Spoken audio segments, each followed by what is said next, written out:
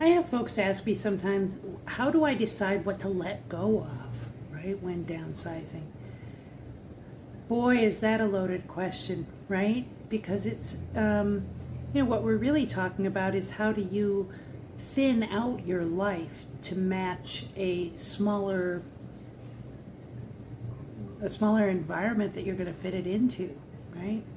And this is really, I think people could get caught up on this question because of all the emotional attachments to stuff that we have, right? Kind of the first thing that I always do in myself, I downsized a few years ago, was really I walked through my house and said to what are the things I absolutely have to have, right?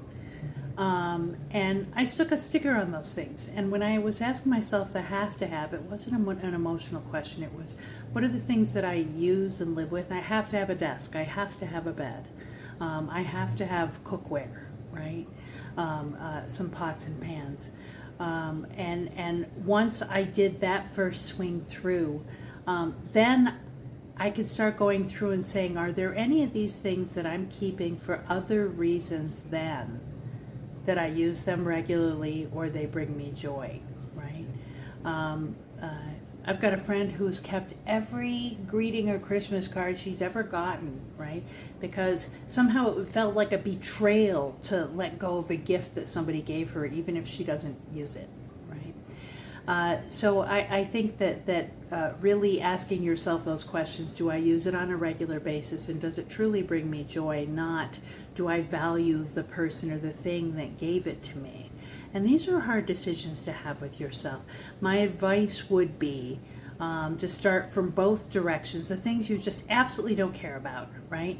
Do I have 2 of this thing? Do I need 2 of this thing? If I don't need 2 of this thing, is there one I like better, right, or works better for me? And know and have grace with the fact that this is going to take a while to go through this. I watched my in-laws do this for years. There's a word for it. I can't remember.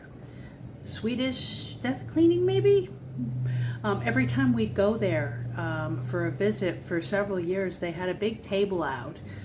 These are my husband's family in their 90s, right? And their big table would have 30 items on it, and they'd say to their kids, if there are any things here that you want, take them.